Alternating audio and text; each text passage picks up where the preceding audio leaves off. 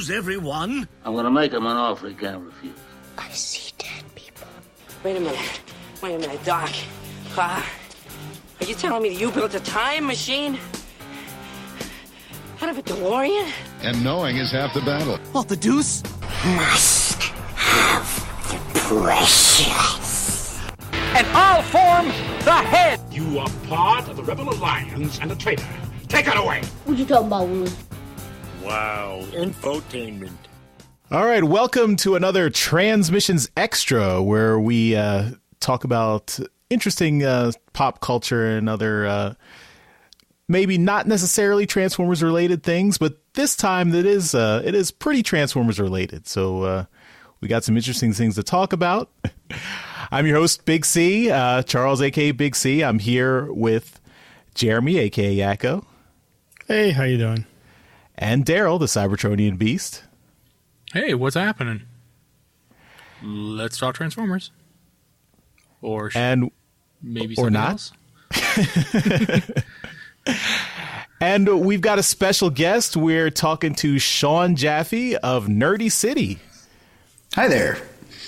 Welcome. Thanks for joining us tonight. Thanks for having me. And we're going to talk to Sean about... so, Sean, you do tabletop RPGs. That's what you guys at Nerdy City do, right? Yes. We have, at this point, we have Rememorex, which is what we call the tabletop role-playing game of suburban 80s horror. So, like, Stranger Things or Gremlins or Goonies. You're like a group of, teenage kids in the 80s unraveling weird, potentially supernatural or sci-fi conspiracies. And then we did our first supplement for that was called My Summer of Arawak, which sort of takes those kids into a summer camp scenario. Then there's the RPG Nasty, which is a one-shot game that is like a VHS horror schlock, bottom-of-the-barrel horror movie. And you create your characters, and they're all dead by the end of it. And you all collaborate on who the killer is. Everybody kind of adds one little piece of the killer. It's really gross and dumb and fun and juvenile. It's a fun way to spend an evening. And cool. Now we're doing Commandroids. Yeah, so that's what we're here to talk about. And Commandroids, you call it a world transformed, so there might be some giant transforming robots in there somewhere? Oh, there's definitely giant transforming robots. So Rememorex was a big success for us, and we wanted to, sort of keep going in that vein, and we started developing some new games that would work with Rememorex. I came back to this thing that I've loved since forever, and probably what is my favorite part of the 1980s, which is the whole Transformers mythology. And we wanted to do something that would sort of show that, they pay the proper respect and love to that mythology, but also sort of rope in the rest of, the great, there's this sort of surge of robot toys and pop culture at the time. And we wanted to sort of create something that would encapsulate all of that.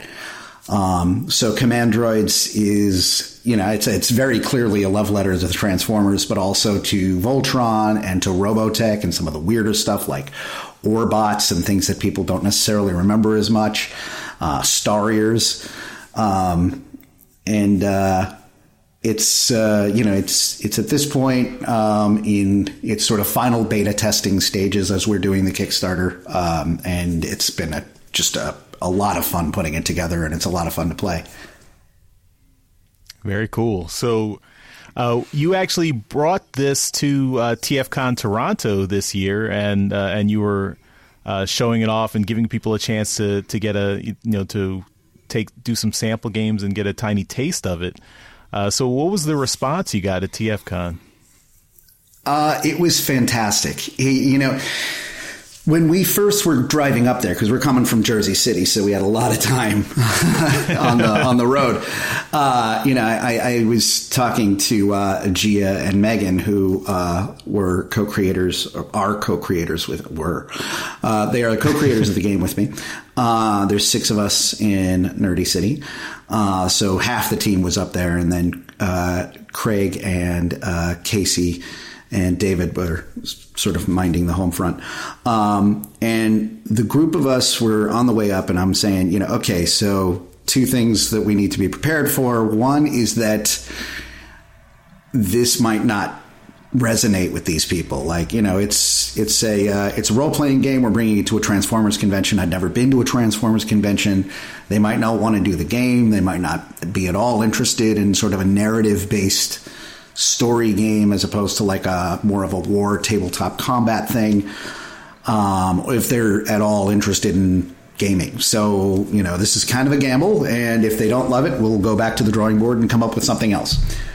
And I was mercifully very wrong about that. We had, for the most part, people kind of coming in and out the entire weekend. We had lines out the door whenever we were doing a demo. It was fantastic. The response was overwhelmingly positive. The other thing that I was also very pleased to be wrong about was that I figured it was just going to be a bunch of guys that looked like me, and I told them, I'm like, you guys might be the only women here. This is going to be just a bunch of bearded white guys in their 40s. And I was really happy to be wrong about that too. It's a hugely diverse crowd. And that was something that I was very pleased about. Cool. And I guess since you're coming from the tabletop RPG scene, is there a healthy interest in kind of the Transformers mythos from the RPG side, or because I know it's I think primarily focused on like swords and sorcery fantasy, but expanded out to other things. But I don't know if there's been a lot of Transformers-y stuff into the RPG setting. The whole RPG world is in a very strange place right now that is very good. Tabletop is enjoying a huge renaissance, probably largely in part to Stranger Things and other things sort of directing attention to Dungeons & Dragons. And then people play D&D, and if they get into it, they're like, well, maybe I want to tell a story about cowboys or about robots or about angels or about vampires, and they find out that there's a zillion different tabletop RPGs that can do any of these things and more. And, there's all these different settings and, science fiction and cyberpunk and all this other stuff. What we found, though, that was interesting, I did a lot of research, is that there's not really a dedicated robot game in this, as much as the idea of a car that turns into a robot and has its own personality and thoughts and ideas are a part of pop culture. And, if you point to a red Freightliner truck, most people know what you're talking about. It's weirdly sort of not there. There's options for creating transforming robot characters in some games, but there's nothing out there that's really dedicated to them as characters that you can play. So we're excited to be sort of spearheading that. There's a bunch of online sort of kit bash versions and things like that, and there's ways that you can sort of take existing systems and plug them in and do any of the different Transformers continuities. I know that they've told me about people doing G1 games and Beast Wars games, and a lot of there's like an online sort of IDW role-playing community, I'm led to understand. But there isn't just, a game that's here's how you can build these characters and what you can do with them. Mm-hmm. Yeah, well, shameless plug for our producer, Mike, he runs his own IDW Transformers game, and they're turning that into a podcast. It's called Empire of Rust, and they're doing an actual play podcast of that. They just started. They're up to episode 3, and it's all set on Cybertron. So if that's if that's something that would interest you or any of your other absolutely, yeah, I would be super interested in that. Yeah, so check that out, everyone listening. Transformers Podcast. Yeah, it sounds really cool. Transmissionspodcast.com/Rust. There you go. But this is all about Commandroids, so had to get that plug out there, though. No, that's fair. I just love the idea of there being, more Transformers role playing and more stuff that, sort of brings you into that world. There's even these very minor things. Like when we started playtesting, the players were really finding you just tend not to get a character that's that big. And that was something that people were kind of excited and interested in. Like, I can just pick up a Volkswagen and throw it. The strongest characters in these games, even like superheroes, tend to not be gigantic. So that was just kind of weird and fun for a lot of the players to stomp around at, 25, 30 feet tall and just, I'm going to pull up this telephone pole and I'm going to hit this guy in the head with it. Like, it's just really kind of fun just having that freedom of being tremendous and, never mind that you can turn into a jet fighter or a sports car. Mm-hmm. So why don't you tell us a little bit about the premise of the game? Because it's not technically Transformers because, of course, Hasbro owns the intellectual property and rights to that. But tell us a little bit about your world and what it is and how it feels familiar, but it's not quite the same as our Autobots and Decepticons. Somebody described it at TFcon as the third-party universe, and I love that. I think that's beautiful. I love that that's kind of come into it as a descriptor. Commandroids is set on Earth in 1986.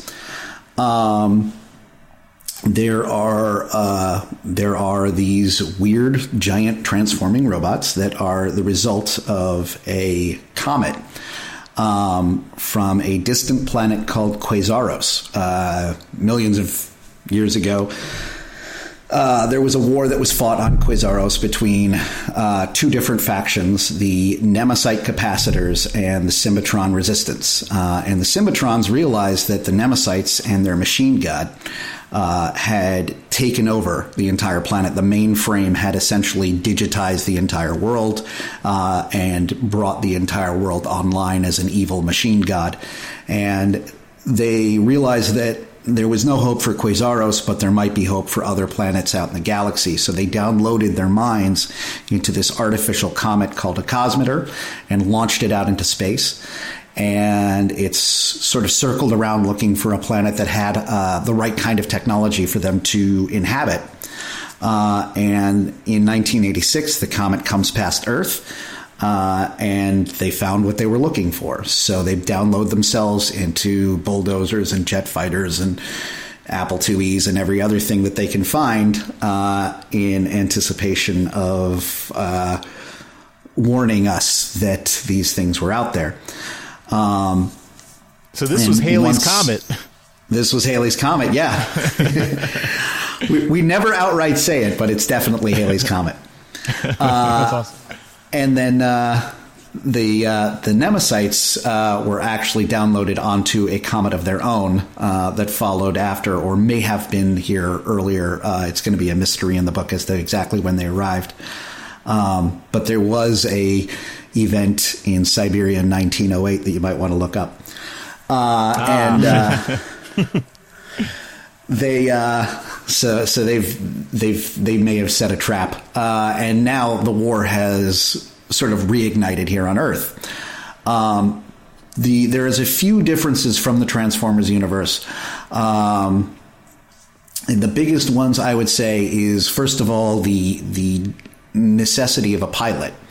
Both Symmetrons and Nemesites need a pilot to transform. They're independent living beings, but they stay in their vehicle modes or their technology modes until such time as they are bonded with a pilot, and then they can take a humanoid or sometimes an animal form.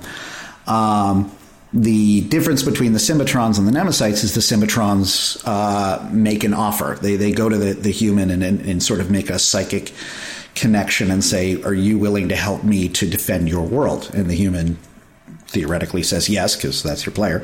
And then you have that bond and you can you're connected to this robot. The Nemesites just sit there with the door open, and whatever unfortunate schmuck walks in is never seen again.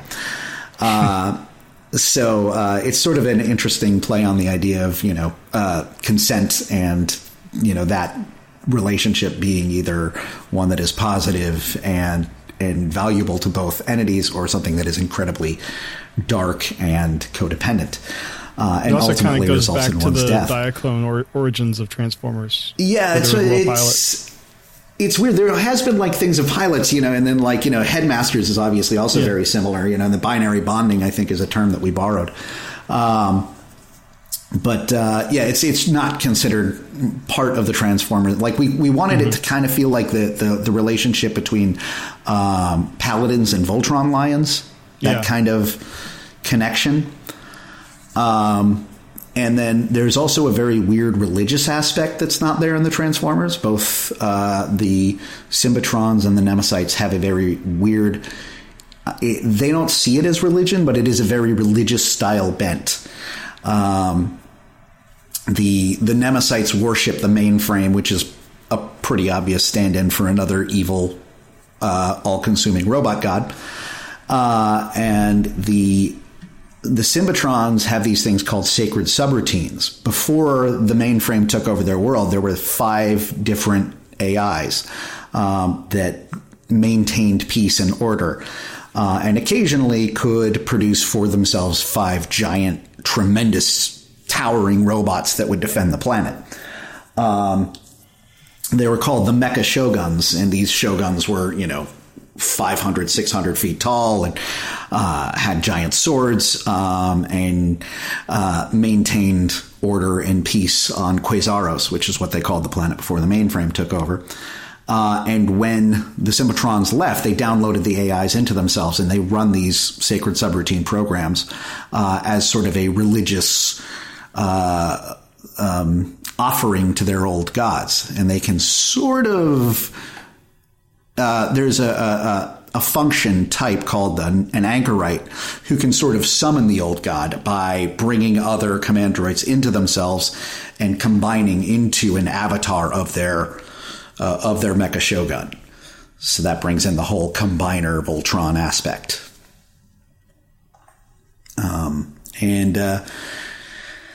I think the third big difference between Transformers and Rememrex, and Commandroids is the besides the human element and the weird religious aspect is the fact that the disguise is still a big part of it. Both the Nemesites and the Symbitrons have a very vested interest in not being caught by the government, so nobody knows who they are. And they do need to hide as vehicles, as technology, as regular machines. It's a weird thing from the original, Transformers mythology is that, it was pretty quick that, anytime a yellow Volkswagen showed up, everybody knows what it is and who they're talking to. But in Commandroids, it's very much a war that stays in the shadows. So most people don't know these things exist. Very cool. And so basically every player gets to create 2 characters. So they have the human pilot and their partner, Symbitron, I guess. Or do you let players play Nemesites too? We have a section on it that I'm sort of piecing together. I'd like to do that as a stretch goal as we get further into it, because the Nemesites are kind of weird and gross. I never intended for this, but they took on this very Cronenbergian aspect of this weird mechanical body horror thing going on, where you get into a car, but the car also gets into you.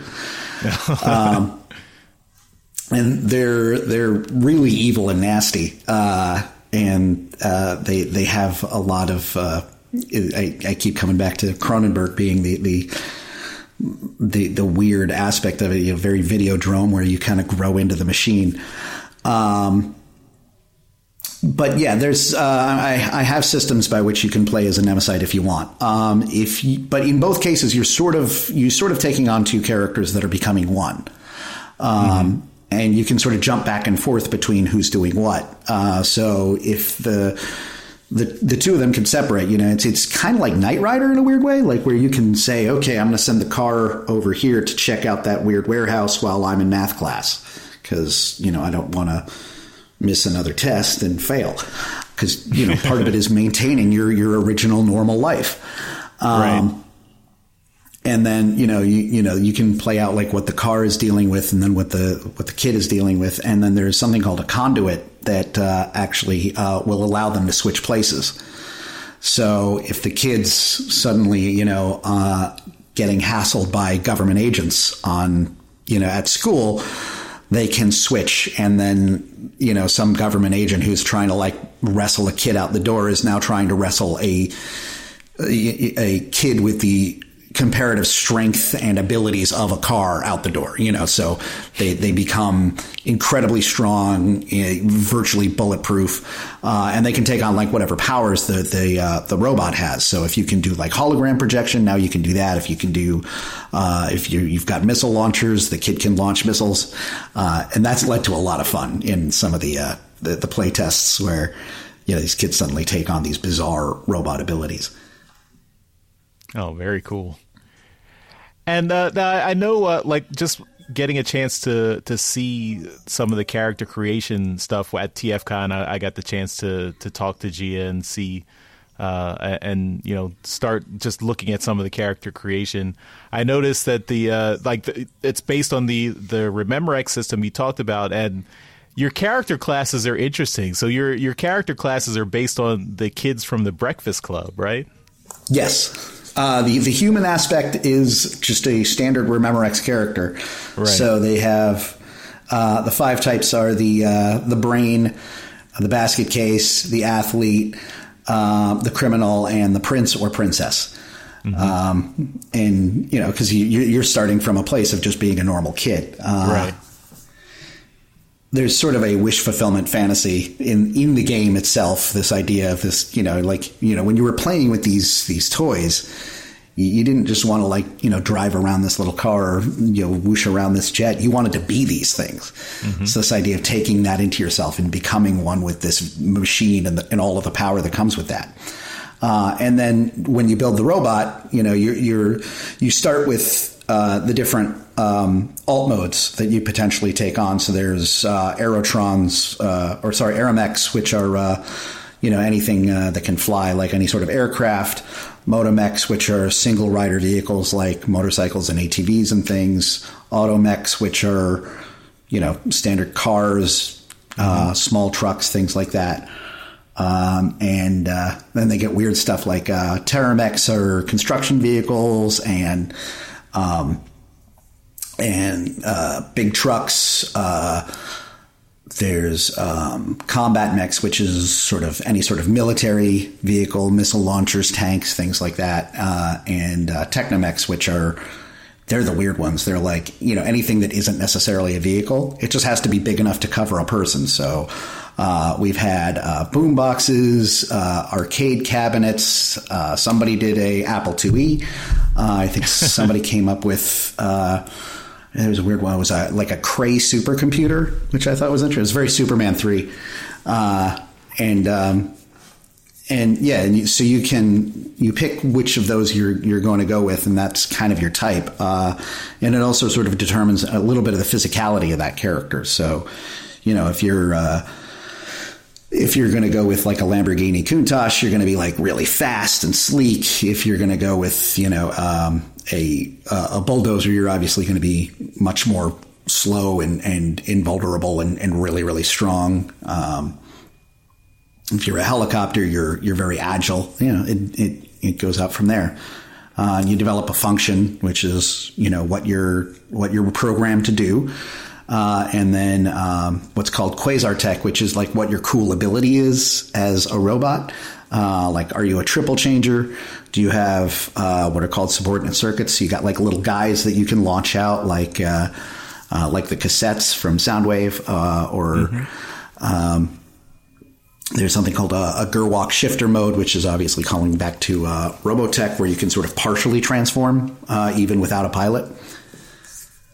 Cool. And so now the Kickstarter is so you're using this to help fund building the system and of course selling the manuals and everything. So the Kickstarter just started, right? So it's going to be going on for another 3 weeks or so. Yeah, it's we're just at the end of the first week, and we're virtually halfway. So it's looking really good. It's the most ambitious thing we've ever done. We've never tried anything quite this big before. So we wanted to do a really nice book. We wanted to have really, really nice full color art for the entire thing. It's also bigger than any of our other books, because there's sort of systems for 2 different characters and the entire thing of the world and what Quasaros looks like. You'll get all of that information, sections on and default locations on Earth and in Quasaros. And we're actually just last week we pushed it up to we're doing 100 different vehicles and alt modes to choose from. We started with 75, but when we did so well in the first week, we did another 25.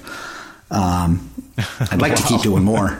We keep finding other cool stuff for robots to turn into. It's all these weird ideas. Well, how much work goes into building all the details for each vehicle? So I imagine you have to think about what kinds of powers or what kinds of different options you can have for each vehicle type. Yeah, we wanted to the vehicle types is something that we've been really drilling down on and exactly how they work and things like that. And part of it's been just sort of getting into exactly what these various iconic vehicles and pieces of technology can do. And it's stuff that can carry over into your character's powers. For example, if you're a DeLorean, you can skip forward in time about 5 seconds. If you're if you're the Morris Meteor, which is a type of ambulance from the 60s, we don't have too many older vehicles, but we had to include that one because it gives you the ability to capture holograms that may or may not look like ghosts. Different iconic vehicles, we're putting them in there as things that you can turn in, and then you'll have abilities that sort of relate to that. So a 1980 GMC Vandura, I think it is the A-Team van, which gives you the ability to you can rebuild the chassis to be like a tank or a battering ram as you see fit, and sort of things to reflect these iconic vehicles and where they sit in pop culture. And that's been a lot of fun, is coming up with different stuff like that. And also just the things that had never been Transformers that always felt like they should have been. I don't know why there was never a Transformers VCR, but I get to go back and fix that and put one in there. Yeah. There was a bit of there was that documentary on Netflix, The Toys That Made Us. I don't know if you guys saw it. Yeah. There's a bit at the end of some guy transforming a VHS tape. I don't know what that is. There doesn't seem to be any record of it. I don't know. I've never heard of this character. It might just be some weird prototype. But ever since I saw that, I'm like, well, we got to have a VHS tape guy. That's great. I'm still confused about that VHS tape thing, though. They never mention its name. They never they casually drop this thing out there, and I know there had to be 1,000 Transformers fans that are like, wait, what was that? What's that? I've never seen that. And it looks pretty old too. It looks vintage. It doesn't look like a new thing. Well, if you have a VCR, you should have a counterpart that's a Betamax player, Oh yeah, I totally have that. The Soundwave to his blaster. The Soundwave blaster showdown. Yeah. I feel like the Betamax is kind of doomed in that one. But yeah. Well, weirdly enough, apparently they still use them. Have you ever heard about this? No. But like in TV production and stuff? They still use Betamax in the Pentagon because nobody else has it. So that you can't watch a Betamax anywhere else. So I've heard a rumor that the only place they still like, if you write a game that uses a VHS tape as its framing device, people tell you a lot about VHS stuff. So yeah, apparently the Betamax is they use it in the Pentagon as something that's sort of with sensitive material. They can put it on Betamax tape, and there's just no damn way that anybody can watch that if they aren't at the Pentagon using their Betamax players. I guess there's one guy at the Pentagon who fixes them. eBay. Yeah. But again, you still have to put it back together, right? It's such a vanishingly small number of them that probably still work. It's an interesting idea, at least. In like that kind of thing with lost technology is another thing that's kind of fun about going back to 86 is having the ability to throw in things like that. And CRT TVs and stuff are certainly big enough to be able to be to turn into a robot, whereas like it'd be harder with a flat screen. Yeah. So tell us a little bit about your background with Transformers. So I imagine you have to have a love of Transformers to be able to incorporate these things and to the level of detail that you need to run a functioning tabletop RPG. Oh yeah. Back to 84, man. I'm old school. I remember sitting in my parents' kitchen and seeing a commercial, and there was like a toy cassette player, and I was like, that's lame. And then it turns into a giant robot, and I had that that just brain exploding moment, and I'm like, oh, that's not lame. And then like little cassettes jump out and they turn into little guys, and I'm like, I need that yesterday. That is the coolest thing I've ever seen. So that just kind of became in 84. Part of that was that there was this weird thing where I remember for what felt like 20 years, it must have been like a month. I got it at Christmas, but up until I got it, I had never even seen it.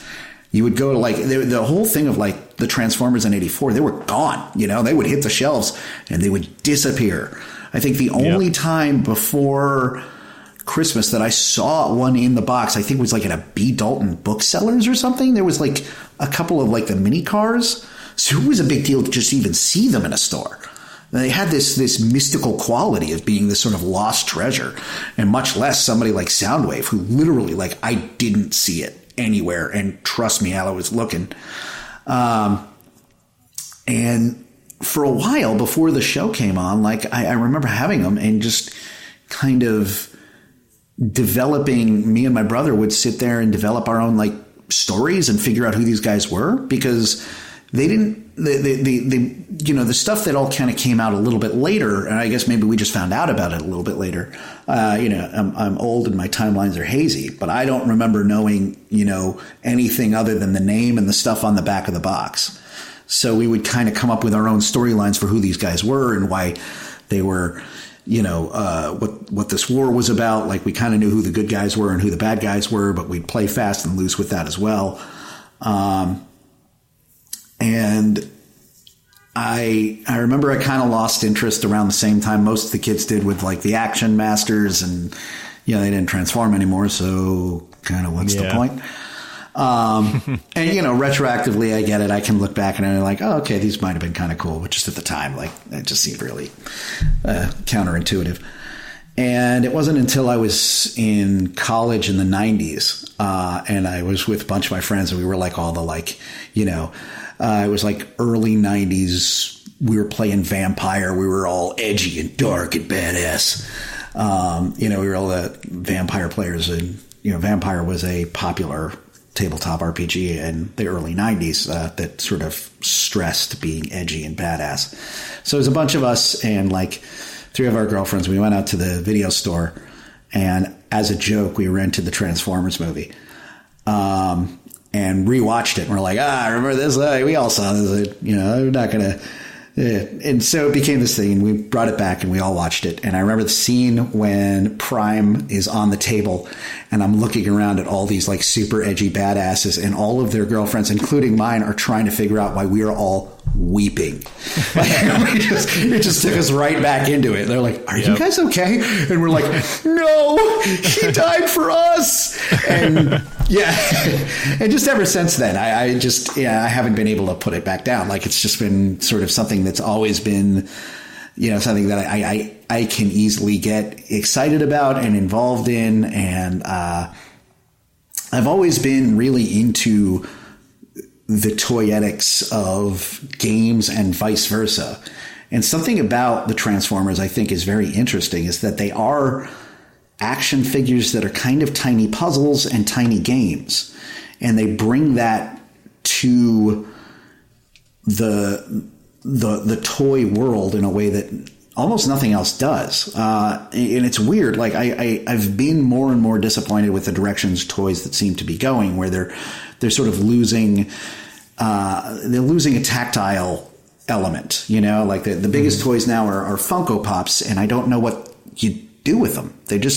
You just put them there, and you keep them in the box and you put them on the shelf. Yeah, you put them away, and you're like, it's. My brother described it as being like a totem. You're not really getting a toy. You're just sort of buying this thing to ascribe to the fact that you like this thing. So you're like, I like Star Wars. Here's this weird little stormtrooper guy. I didn't even bother to take him out of the box, and if I did, I'm not going to do anything with him. He goes on the shelf. We're done. And I'm not saying, like, I'm not judging anybody that's into Funko Pops. I totally understand it. I'm just saying there's nothing to play with there.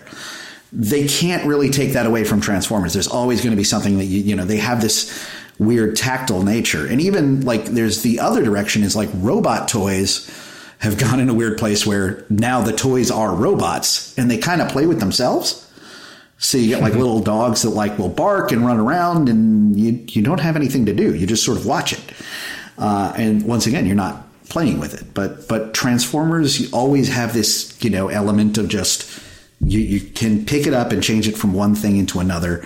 And that is something I think that is sort of primal and fundamental and speaks to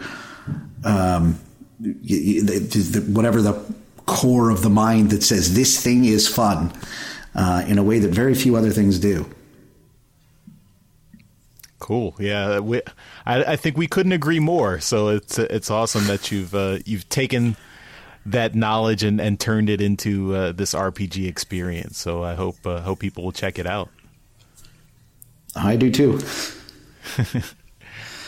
All right. Well, thanks so much for joining us. And before we wrap up the interview, one of the things we try to do with all our guests is do a set of rapid fire questions. Oh yeah, absolutely. So these are like just kind of very short either or, yes or no questions, and just go through a list and kind of. Am I being quizzed? Is this testing my knowledge? Not your knowledge, just your personal opinion. So yeah. Oh, okay. I was like, oh man, I haven't studied. It's like a Rorschach test. Get your all first right. And you won episode 7. Which one was that? Is that the one with Jetfire? Oh, man. You're probably close. I think it was actually. I've been studying because I have to do the book, but I don't. If you get me on Armada, I'm done. I'm toast. I don't know anything about that stuff. Nobody does. Yeah, it's better off. Yeah, we don't either. I feel better. All right. Let's jump in. Okay. Autobot or Decepticon? Autobot. Okay. Who is your favorite Autobot? Sideswipe. Oh, cool. Okay. Transformers live action movie 1 through 5 or Bumblebee? Bumblebee. Hands down Bumblebee. Okay. Forever Bumblebee. Yeah. Always Bumblebee. We specifically exclude the 86 movie because we know everyone would pick that. So yeah, that goes without saying. From the IDW comics, More Than Meets the Eye / Lost Light, Robots in Disguise / Optimus Prime, Till All Are One, or the newest series, the new Transformers series that just came out this year. I'm going to say Lost Light. Okay. That's a very popular one. Third-party toys, yes or no? Oh, definitely. All right. And this is a new thing for me. I just fell in love with them at TFcon. Okay. I had never actually seen any of them. Well, I mean, I'd seen them online, but I'd never, picked them up and played with them. Yeah, TFcon is definitely the place to dip into the third-party TF Transformers scene. So, cats or dogs? Oh, I'm all dogs. I'm allergic to cats. I don't dislike cats. I can't get my face up in them, You're right. Coffee or tea? That's a hard one. It sort of depends on how I'm feeling. Most of the time, coffee. Okay. Chicken or steak? Steak. Pepsi or Coke? Coke. Burger King or McDonald's? I come from a proud line of McDonald's eaters. History Going way or back to the Midwest. History or science? I'm probably better at history, but I like the possibilities of science more. Oh, that's a good answer. Xbox, PlayStation, or Switch? Atari 2600. Okay. I am bad at video games. PC or Mac? I'm currently on a Mac. My brother would kill me if I said PC. iPhone or Android? Once again, I'm going to have to say iPhone, if only because he's definitely going to listen to this and he will kill me in the night if I don't. And is there a phone app that you can't live without? Is there an app I cannot live without?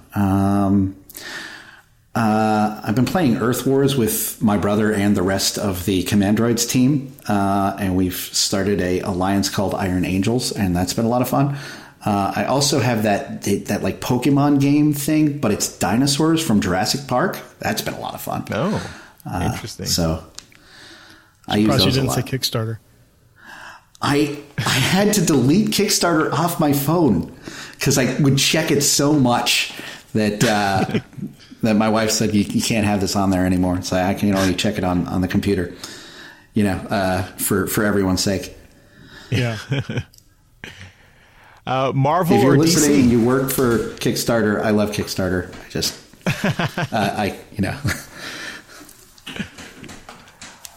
Marvel or DC?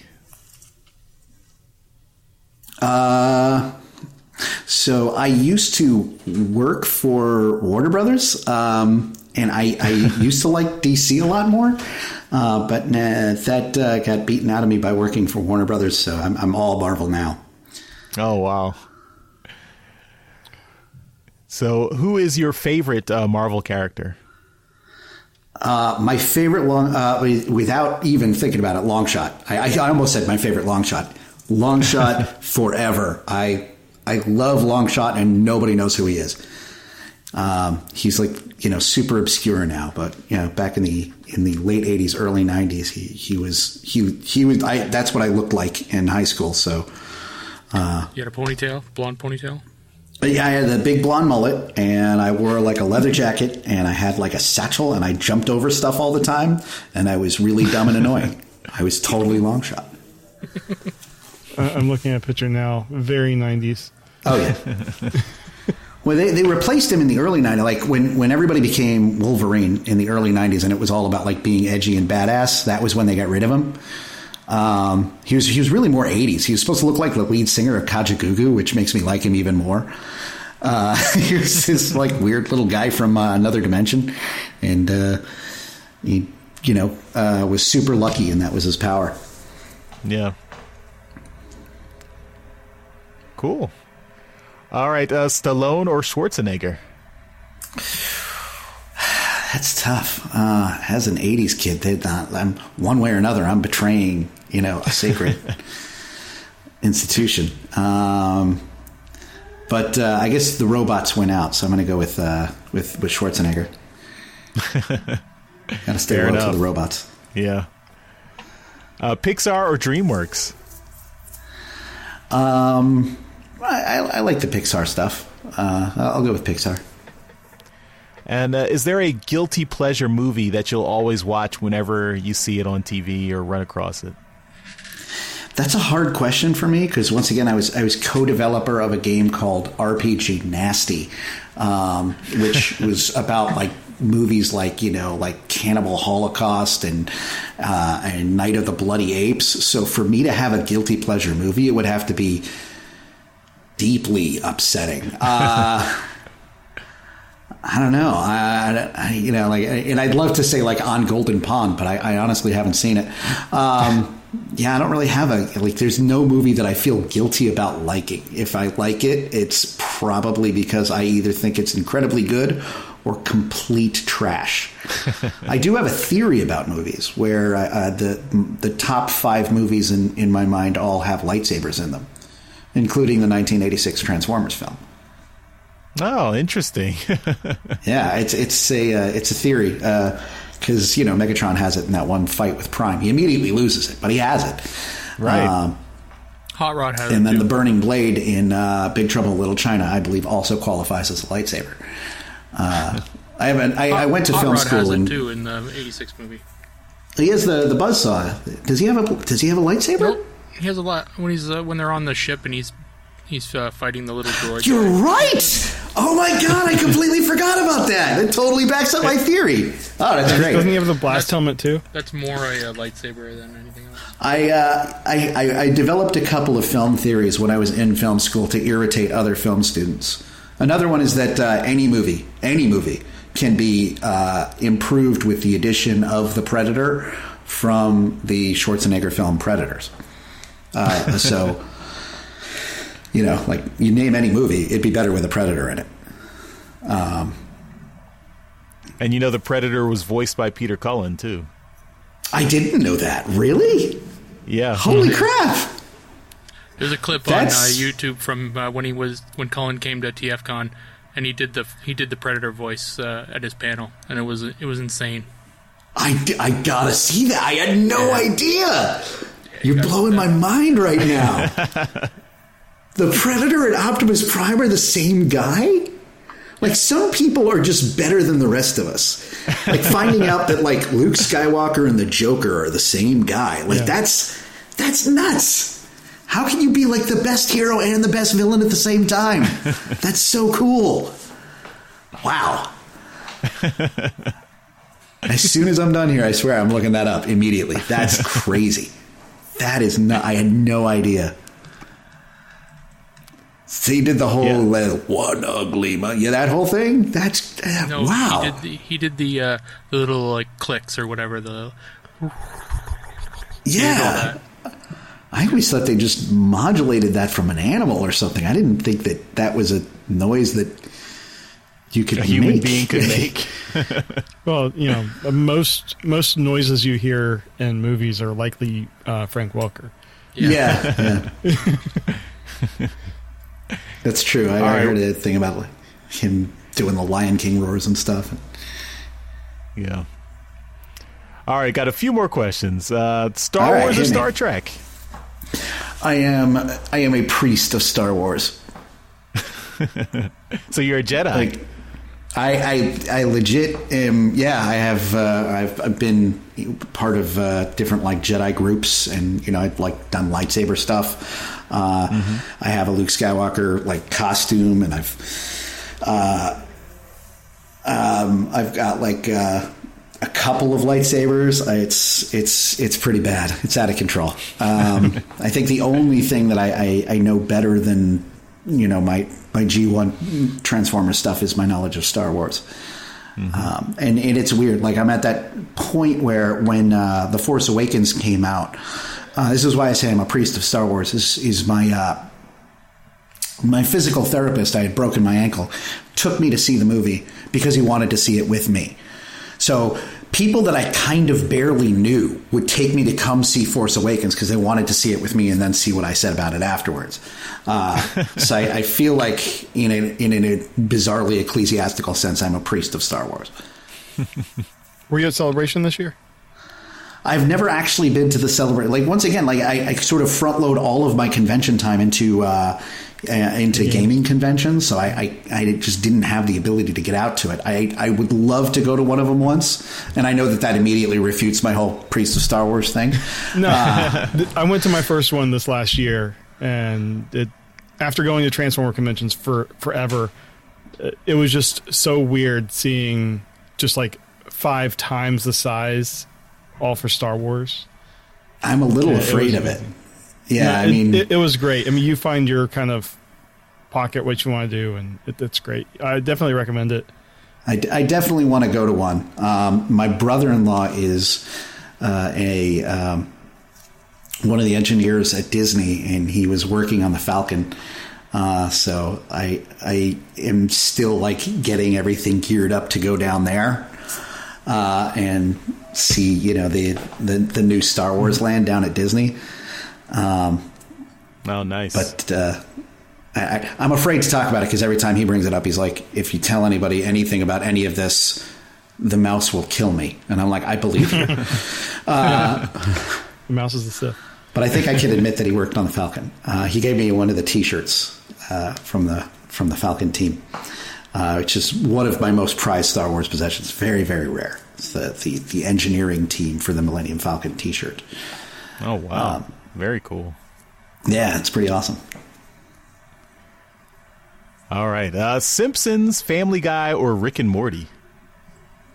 Oh, I'm old school. I'm going to go Simpsons. And I also have this weird thing with The Simpsons where I've never seen any of the bad seasons. Like, I'm not like a giant Simpsons fan, so I haven't like hunted it down. It's just one of those things that, like, all of those shows are shows that kind of come on in the background and I'll watch them. Like, if they're on, I'll check it out. But for some reason, I just have this weird sort of accord with the universe where if I turn on anything and The Simpsons is on, it is always one of the episodes from the first 4 seasons. So that's all I've ever seen. I don't know why it works out that way. But people are always like, oh, it got terrible. And I'm like, I don't know. I haven't seen it. I'll take your word for it. I'd say it's still good up to season 10. I think season 10 is maybe the cutoff. It's on, it's got to be on like season 50 now. Like, 30. what is it? It's crazy. 30, yeah, right? Yeah, it's crazy. That's nuts. Walking Dead or Game of Thrones? That's tough. I'm going to lose some serious nerd cred here because, like, I'm terrible with nerd TV shows. I think I got further into Walking Dead. I sort of checked out of Walking Dead around the... I definitely got further into Walking Dead, so I'll go with that because I checked out around the thing with the farm. But then, Game of Thrones was like the first episode, and I weirdly have never really gotten into like fantasy stuff. It's like, I don't know. As a genre, I don't dislike it. It's just not. It doesn't hook me in the same way. And I remember the big twist that everybody talked about. Spoiler alert: was that Sean Bean dies. And I'm like, that shouldn't be a spoiler alert. It's Sean Bean. Like, we knew that was going to happen. The second I see him on screen, I'm like, well, this guy's toast. And they're like, oh, it was a big shocking thing in the 8th season where they cut his head. I'm like, wait, they took 8 episodes for that? It's Sean Bean. Like, you should check out in episode 3, right? Like, that's what he does. Shocking death of the guy. Like, get anybody else to play that character, you know? You get, like, someone else, you know, Keanu Reeves or Lawrence Fishburne. I don't know why I'm going for Matrix people, but just somebody that you wouldn't expect to die, and they like Sean Bean does that. So I remember watching that and being like, oh, this guy's gonna die, and then he did. The end, and then nothing happened after that. Some things might have happened. Yeah. It was weird when that started going off, though. Like, I have a bunch of friends that are super into it because, you know, they're gamers, Dungeons & Dragons, all this. And it was heartbreaking to watch. Like, if any of my friends, like, didn't catch it, like, the second it aired, they were spoiled for it immediately. And the spoilers were so constant that, like, I didn't watch this show and I knew what was happening. So I would watch it sometimes, like, while a friend had it on, and I'm like, oh, that's that guy that dies. And they'd be like, what? And I'm like, I don't even watch this show. How do you not know that? I'm sorry. Like, they just came out immediately. Yeah. Like, the second that, like, you know, Joey Winterfrost gets stabbed in the face, the internet would be like, oh, my God, Joey Winterfrost was stabbed in the face. Oh, that poor guy. And then, like, you know, the Avengers or Star Wars, like, everybody's like, shh, don't say anything. Seems kind of unfair. All right. What's the next one? Yeah, three more. All okay. right. I'm ready. Traditionally, people assume that nerds are not into sports, but we got the question in here. So, NFL, MLB, NHL, NBA, or UFC? Yeah, I'm sad to say I definitely fit the nerd that doesn't know anything about sports category. That being said, I think like the NBA is the most fun to watch. Mm-hmm. Like, you know, like as far as a game to, you know, I'm in America and I go to restaurants, so I see the games. They always have a giant billboard-sized screen, and you're like, oh, you're enjoying your soup? Here's football. So, you know, I've definitely seen it. And if they have it on in the background, I would just assume that it was basketball because that seems the most kind of fun to watch. But that's just, I don't know, weird personal preference. All right. And Porsche, Ferrari, Lamborghini, or Volkswagen Beetle? That's a dark one. That's tough. I'm going to definitely go with Lamborghini. Like, my first ever Transformer was Sideswipe, and that's why he's my favorite. But he's my favorite Autobot. My favorite Decepticon is obviously Soundwave. But yeah, my love affair with the Lamborghini kind of grew out of that. And I don't understand how, like, you know, it's been like, 40 years? We still haven't made a better looking car? That seems weird. Man, those things are awesome though, right? It's like a Tron vehicle come to life. They're so cool. All right, last question. Blonde, brunette, or redhead?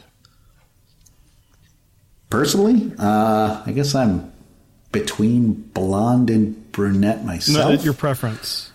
Preference. This is the what is my spouse's hair color, if you can remember it. I'm going to say brightly colored. Okay. I'm going to go with blue or a purple or a green or, yeah. All right. Sounds good. That's probably the safest bet for me. Well, that concludes the rapid fire. You survived. I survived. If only barely. We'll send you the certificate in the mail. Oh, good. So, yeah, thanks. Thanks, Sean, for joining us. And I guess if people want to check out Commandroids and RememberX, they can just go to nerdycity.com, right? Well, it's RememberX.com. Oh, RememberX.com. Okay. Yep. And then we'll put a link to the Kickstarter up so people can go check that out. And, thank you. And if you want to back the Kickstarter, it'll be right there. Please do. Yeah. It's Commandroids: A World Transformed on Kickstarter. Cool. All right. Thanks so much for joining us, and we are pulling for you for this Kickstarter. I hope it's successful, and hope everyone checks it out. Thanks so much for having me. Our pleasure. All right, that'll do it for this episode of Transmissions Extra. Thanks, everyone, for listening, and we'll see you next time. Bye-bye. Bye. Bye. Later.